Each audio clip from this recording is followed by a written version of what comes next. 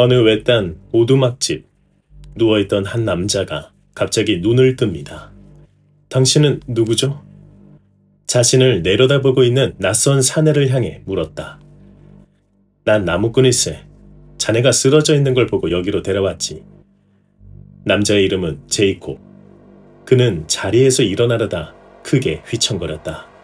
응당 있어야 할 한쪽 팔 대신 붕대가 칭칭 감겨 있었다. 그의 꿈은 기사가 되는 것이었다. 내 인생도 이제 끝났군. 미래를 약속했던 연인은 그에게 항상 이렇게 말했다. 전 당신을 믿어요. 꼭 멋진 기사가 될 거예요. 하지만 한쪽 팔을 잃었으니 모든 꿈이 물거품이 되었다. 저를 왜 구해주셨나요? 나무꾼에게 물었다. 차라리 저를 죽게 내버려두지. 제 꼴을 보세요. 나무꾼은 쓸쓸하게 대답했다. 확실히 그런 것 같군. 그러나 그건 어디까지나 오늘의 인생일 뿐이야. 제이콥은 화를 내며 말했다. 오늘의 인생이라니요? 나무꾼은 말을 이었다. 신은 우리에게 매일 새로운 인생을 주고 있다네. 다만 우리가 알아차리지 못하고 어제와 같은 삶을 살아갈 뿐이지. 제이콥은 퉁명스럽게 대꾸했다. 내일이 된다고 제 팔이 다시 생기는 것도 아니잖아요. 나무꾼은 말을 이었다. 그러나 마음먹기에 따라서 내일은 오늘과 전혀 상관없는 새로운 삶이 펼쳐질 수도 있다네. 비록 오늘의 삶이 온통 안 좋은 일로 가득했고 최악의 하루를 보냈다고 해도 말이야. 자네 꿈은 뭐였나? 제이콥은 머뭇거리다 대답했다. 최고의 기사가 되고 싶었어요. 사람들은 비웃었지만. 나무꾼은 알 것 같다는 표정을 지으며 말했다. 사람들은 자신이 하지 못한 걸 남들도 못할 거라고 생각한다네. 지금 자네가 누구인지 어떤 모습인지는 전혀 중요한 게 아니야. 앞으로 자네가 누가 될 건지 어떤 모습이 될 건지가 중요하지. 비록 당장은 아무런 가능성이 보이지 않는다고 해도 말이야. 제이콥은 회상을 멈추고 프렛을 노려보며 말했다. 이제 어쩔 거야? 프렛. 부른델이라는 이름 말고 바보라는 뜻의 프렛이라는 이름을 가진 이 꼬마는 사실 천사였다. 방황의 성에서 이 일행을 처음 만났을 때 행복의 섬으로 여행을 떠나니라는 생각은 꿈도 꿀 수 없었다. 바보 같은 꼬맹이 하나, 다리가 없고 살 날이 얼마 남지 않은 노인 하나, 눈이 보이지 않는 소년 하나, 그리고 외파리가 된 나. 어떻게 여행을 할 수 있단 말인가? 하지만 여행을 하고 있다.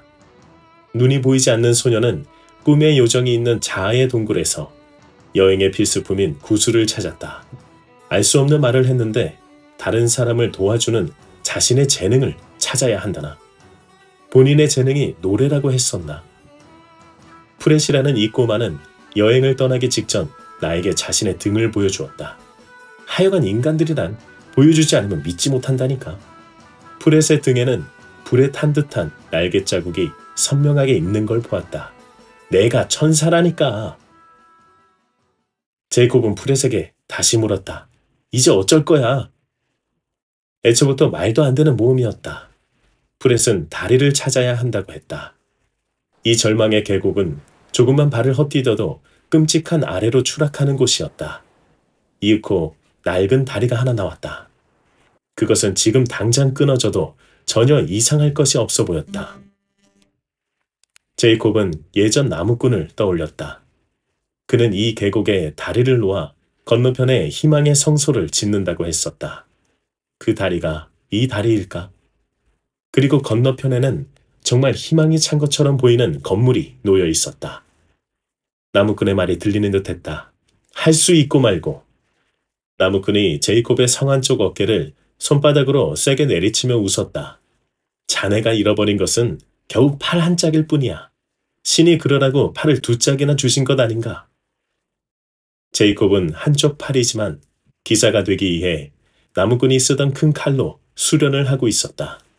그리고 마침내 방황의 성으로 갔고 그곳에서 기사가 되려 했지만 귀족들만 된다는 것에 좌절했다.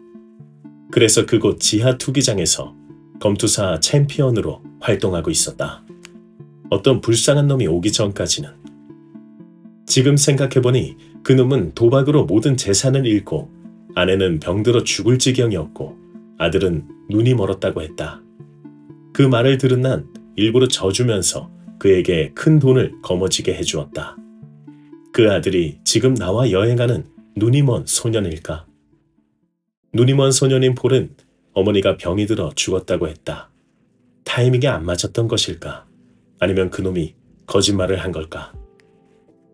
어쨌든 우리는 다리를 건너가기로 했다. 눈이 보이지 않는 소년 폴. 유일하게 폴과 대화해주는 다리가 없는 할아버지인 할. 폴은 조그만 언덕에서 할아버지의 이야기를 듣고 있었다. 먼 옛날 신은 인간을 만들고 어떻게 하면 그들이 원하는 것을 줄 수 있을지 고민했다더군. 결국 신은 천사들과 국리 끝에 인간이 자주 생각하는 것을 스스로 얻을 수 있도록 만들었지. 하지만 오랜 시간이 지난 후 인간 세상을 들여다본 신은 깜짝 놀라고 말았어. 인간이 그들의 생각을 온통 싫어하는 것과 일어나지 않았으면 하는 것들로 가득 채워서 스스로 고통받고 있는 걸 본 것이지. 폴은 동의할 수 없다는 듯 말한다. 그야 안 좋은 일만 일어나니까요.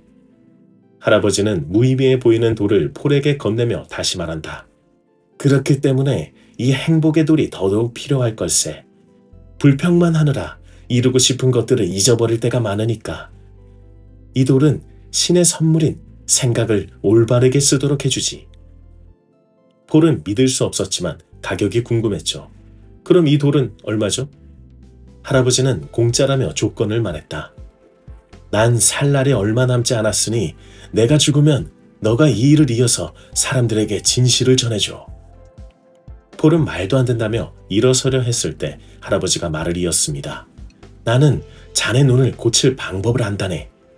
폴은 깜짝 놀라며 되물었죠. 제 눈을 고칠 수 있다고요? 할아버지는 갑자기 이름을 불렀습니다. 프렛! 프렛! 일로 와보거라! 작은 소년 하나가 뛰어나왔고 할아버지는 말을 이었습니다. 행복의 섬에 가면 아이의 눈을 고칠 수 있겠지? 프렛은 본인이 하늘에서 온 천사라며 당연히 할 수 있다고 말합니다. 폴은 언제 가냐고 물어봅니다. 프렛은 약속의 시간이 와야 한다고 합니다. 하늘에는 약속의 시간이 있는데 내가 날개를 잃어버려서 그걸 알 수 있는 능력을 잃었어. 하지만 넌 꼭 데려가 줄게. 프렛은 지도를 품에서 꺼내며 말합니다. 이건 행복의 섬으로 가는 소원을 이룰 수 있는 곳으로 가는 지도야. 이런 이야기도 들었으면 안 되었다. 오늘 소개해드리는 책은 2021년 크라우드 펀딩을 통해 일부 독자들에게 공개되었고 독자들로부터 인생책이라는 호평을 받은 책이 있습니다.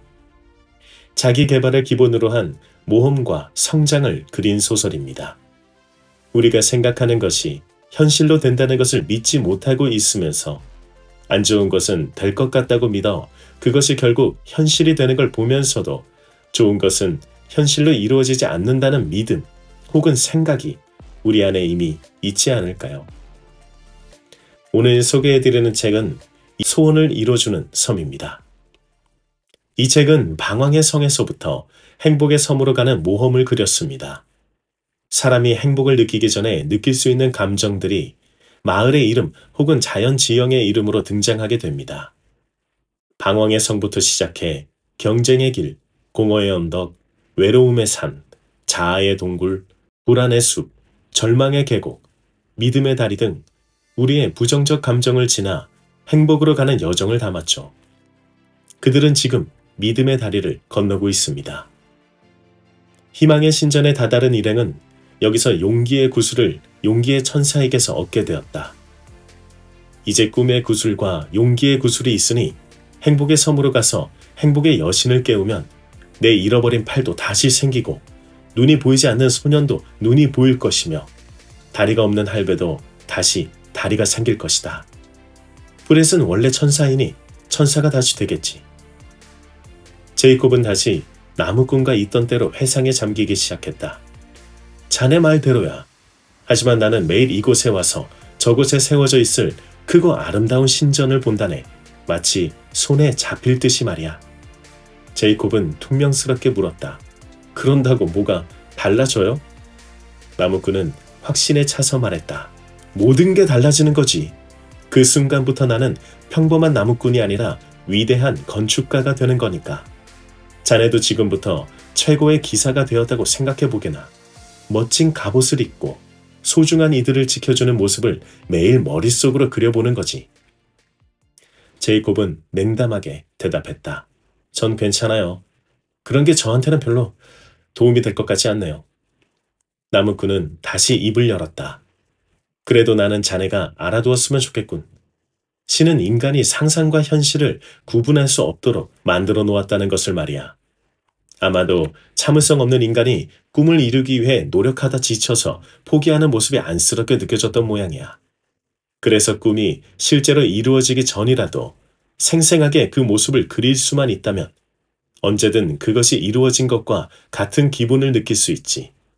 그러니 자네도 꿈을 쫓다가 힘이 들 때면 언제든 이 방법을 써보게. 제이콥은 길게 한숨을 내쉬며 말했다. 왜 하필 저에게 안 좋은 일이 일어났는지, 앞으로 어떻게 살아가야 하는 건지. 이런 몸으로 꿈의 근처에나 다가갈 수 있을까요? 더 이상 힘들어지고 싶지 않아요. 나무꾼은 어깨를 두드리며 말했다. 이 세상에 이유 없는 아픔이나 고통은 없다네. 모두 나름의 필요와 쓸모를 가지고 찾아오는 법이지. 비록 지금은 그 어려움이 왜 찾아온 것인지 이해할 수 없다 해도 말이야. 자네가 생각하는 최고의 기사가 뭔지는 모르겠지만 내가 생각하는 최고의 기사는 어떠한 환경에서도 성장을 멈추지 않는 사람이라네. 무언가를 하려고 할 때야 비로소 천사가 돕는다. 기다리면 방관하고 의심하면 도망간다. 이렇게 모든 구술을 얻게 되었지만 제이콥 일행에게는 다시 좌절이 찾아옵니다. 우리 인생에서 용기를 내고 시작해도 금방 좌절이 찾아오는 것과 같죠. 이렇게 그들은 좌절의 늪에 다다르게 됩니다. 좌절의 늪에서 일행은 늪에 빠져 허우적대고 있었지만 다리가 없는 노인인 할이 늪을 건너는 방법을 알려주어 일행은 무사히 건널 수 있었습니다. 노인은 젊었을 적 모험가가 꿈이었고 세상에 많은 지식을 쌓고 호기롭게 여행을 출발했지만 분노의 곰에게 다리를 잃었었죠. 할은 일행에게 말합니다. 멀리 보지 말고 당장에 한 걸음만 생각하는 거야. 할은 다리를 잃은 후 방황의 섬에서 구걸하며 지내게 되었지만 언젠가 다시 모험을 떠날 거라는 생각을 품고 있었습니다. 그러다 하늘에서 떨어진 프렛을 만나게 되고 보살펴 준 거죠. 좌절의 늪을 건너자 의심의 마을에 도착합니다. 용기를 내서 행동했고 좌절을 겪었지만 어떻게든 이겨내면 사람의 마음에는 의심이 자리 잡히곤 합니다. 책도 이런 사람의 감정을 따라서 모험을 하고 있는 거죠. 의심의 마을은 제이콥의 고향이었습니다. 기억을 더듬어 연인과 살던 집으로 향하는 제이콥. 그곳에서 완전히 노파가 되어 죽을 날만 기다리고 있는 예전 연인과 만나게 됩니다. 제이콥은 본인만 늙지 않은 이유도 모른 채 계속해서 살고 있었던 거죠. 제이콥은 왜 늙지 않고 계속 살고 있었던 걸까요? 회원 전용 영상에서는 이야기의 결말까지 들으실 수 있습니다. 제이콥은 옛 연인인 캐런과 재회했지만 캐런은 마치 본인의 할 일을 다한 듯 제이콥을 알아보고 기뻐하며 죽게 됩니다. 제이콥은 이 모든 여행이 쓸모없었다며 생각했죠. 연인과 함께 해주지 못했던 지난 날이 서러워서 자꾸 눈물이 납니다. 난 천국엔 못 가겠군. 이 말을 들은 프렛은 몸도 같이 움직일 만큼 고개를 세차게 흔들었습니다. 저희 천사들은 항상 사람들을 지켜보죠. 그러다 자신의 꿈을 향해 나아가는 이에게 조금씩 천국의 문을 열어줘요. 중요한 건 아무리 느리게 걷고 수없이 쉬어갈지언정 끝까지 포기하지 않는 거예요. 당신의 현재 모습이나 얼마나 많이 실패했는지 따위는 하나도 중요치 않아요. 제이콥은 말없이 하늘을 올려다봅니다. 그렇게 마을을 빠져나온 일행은 고난의 들판에 이르게 됩니다. 비바람이 세차게 몰아치지만 막아줄 나무 한 그루 없는 드넓은 들판에서 고생하던 일행은 저쪽 끝에서 매우 큰 나무 하나를 발견하게 됩니다. 일행은 거기서 쉬기로 합니다. 브렛은 나무를 가리키며 말합니다. 이건 불행의 나무예요. 아, 이렇게 커지다니. 반면에 여기 이 작은 나무는 긍정의 나무예요. 신은 행복의 여신과 불행의 여신에게 각각 나무의 씨앗을 주었어요. 긍정의 나무가 이렇게 작은 건 분명 불행의 여신이 뭔가 나쁜 수를 쓴 걸 거예요. 일행은 긍정의 나무가 잘 자랄 수 있도록 토대를 마련해주고 비바람이 그친 뒤 다시 여행을 떠납니다.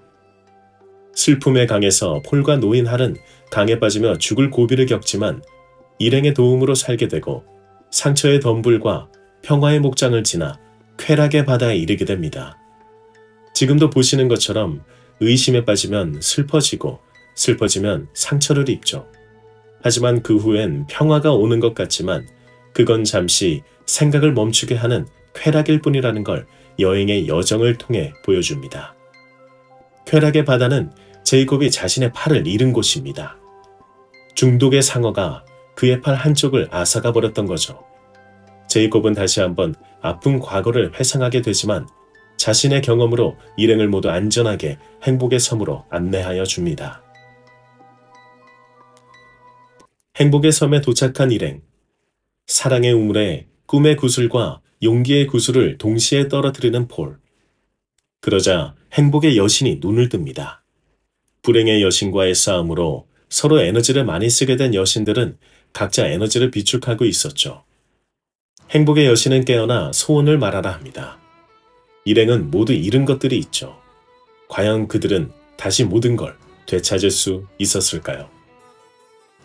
이렇게 소설은 인간이 겪는 감정을 도시 지명과 자연 지명을 통해 보여주고 그곳을 헤쳐나가며 성장하는 이야기를 동화처럼 들려줍니다.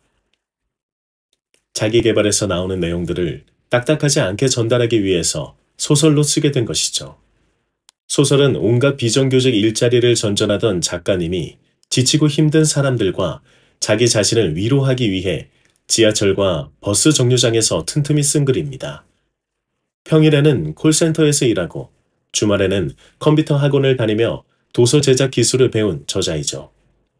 2021년 펀딩을 통해 몇몇 사람들만이 알던 책이 이제 세상에 나오게 되었습니다. 여러분의 인생 책이 되길 바라며 오늘 영상을 마치겠습니다.